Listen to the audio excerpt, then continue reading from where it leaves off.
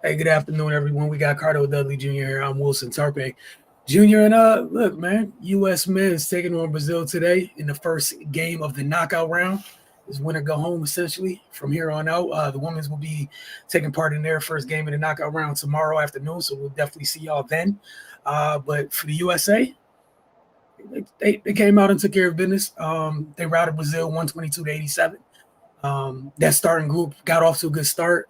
Felt like they led with the defensive end, and things kind of took care of themselves as that game went on. Um, obviously we've raved about their depth to this point, and that happened. Their depth did what it normally does. Shout out to Kevin Durant for officially passing Lisa Leslie as the all-time U.S. Olympic scorer in basketball. We knew that was going to happen eventually as he neared that historic mark. But it officially happened today. But Cardo, I want to get your thoughts on this one. Is again, like, not that the other games didn't matter, but it's officially when to go home. It's called the knockout round for a reason, aka the medal round. So your thoughts on their first step today? I mean, they dominated. They did what they should do. Um, the Brazil came in and they literally have uh, one player, well, two. But Raul Neto went out early, banged up. Two players with NBA experience. The rest of those guys don't really have, if they have any NBA experience, and you could just see like they were caught like deer in the headlights. You could just see they were overwhelmed to begin with. I respect the USA for coming out and jumping on them, not BSing, playing with their food. They say they brought the same intensity on the defensive end that has carried them throughout Olympic play, through the group play, and the efficiency offensively where they're moving the ball and everybody's a threat. Playing beautiful basketball, backdoor cuts, facilitating, making the extra pass, solid screens, being unselfish. Yeah, you got a good shot, but go ahead and pass it to the other player, your teammate that has a great shot, and being consistent with that, man. You know what I mean? And the game is over in the first quarter. Let's just call it like it is. You know what I'm saying? They almost shot 60% from the field, 50% from three, and 90% from the free throw line. Any team shoots like that, man, it's over. It's not much. It's not much you can do. You know what I'm saying? Balanced attack. Look, six players in double figures with about three more that was knocking on the door double figures. So like that's what I'm saying, man. No one has the depth that the USA has. And Brazil came in at 1 or 2. We all kind of expected that it would get ugly quick, and it did.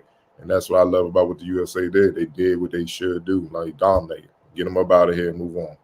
And you ain't see like a threat, like somebody. They allowed them to get confidence, and a couple players hitting some threes, and now they feel like they can play. And now it's a game, and it's a close game longer than it should have been. So, they got them up out of there, man. Pressure defense from the backcourt. Drew Holiday ripping them, taking all the way, dunking on them. LeBron still doing what he doing, just being the floor general, so to speak.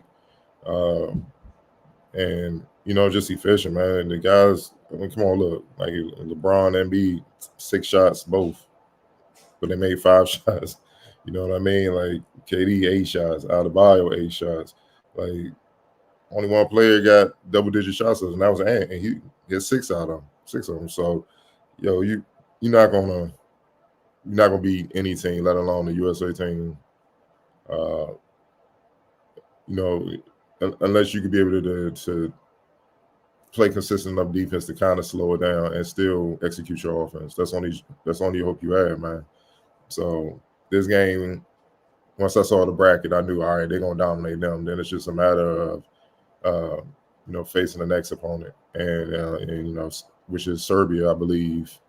They beat Serbia earlier, but that was what's my man name from Serbia, from the Hawks. Well, we used to play for the Hawks, the guard. Bogdanovich.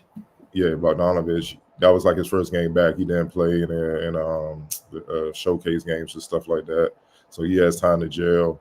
And then Serbia, they riding high before the USA earlier today. They were down 24. It was like Australia about to get them up out of there, and they mounted a hell of a comeback. So they come in.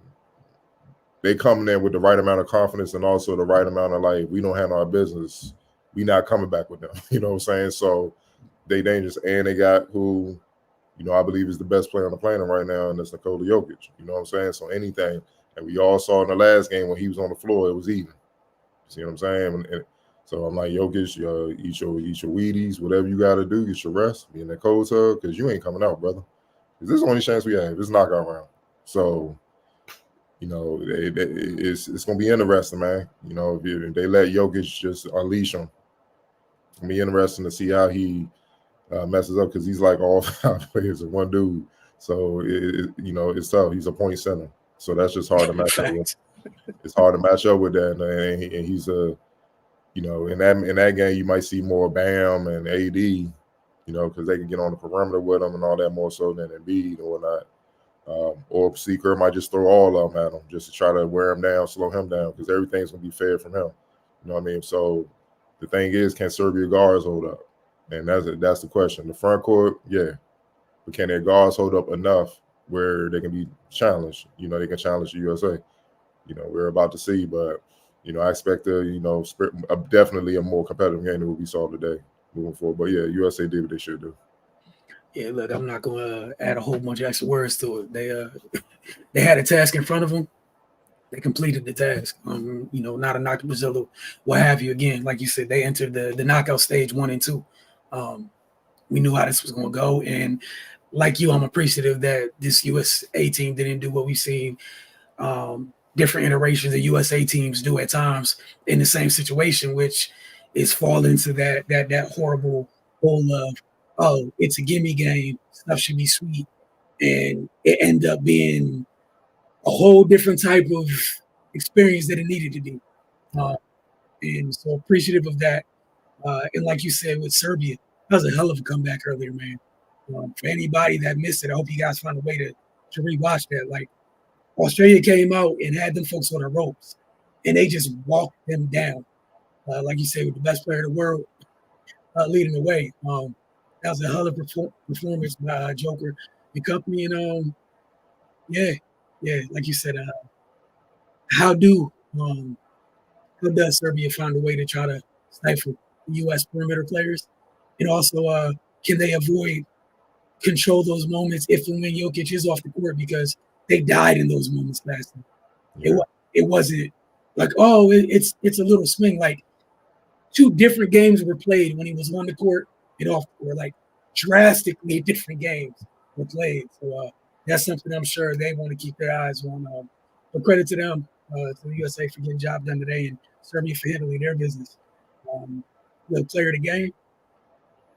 Ooh, yeah, I give it to D Book, man. He's actually been pretty solid throughout the tournament quietly, defensively and just picking his spots, man. But yeah, 18 on 6 and 9, 5 and 7 from deep.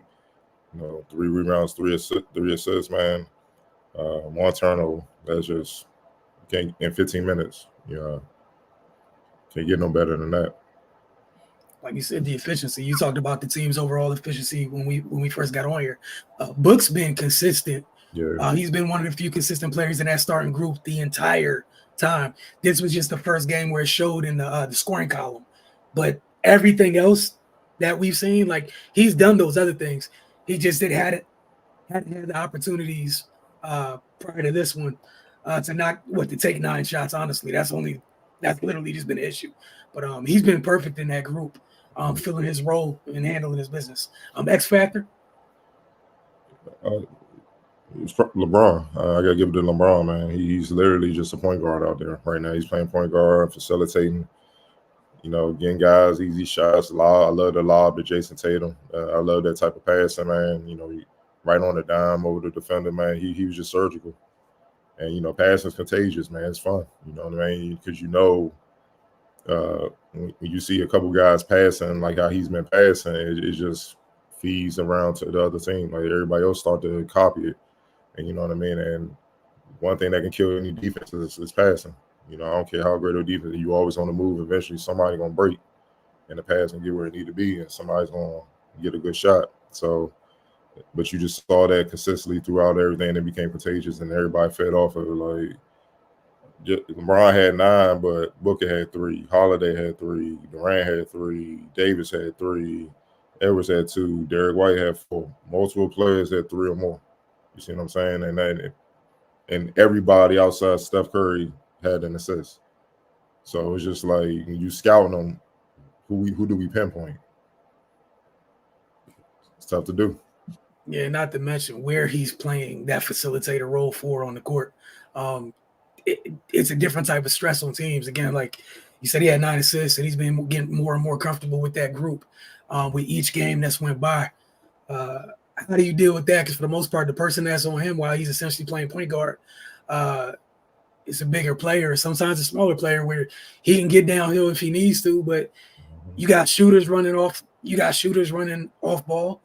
You got Drew Holiday, who brings the very special blend of combo guard that he is, that where he's cutting to the lane at weird times.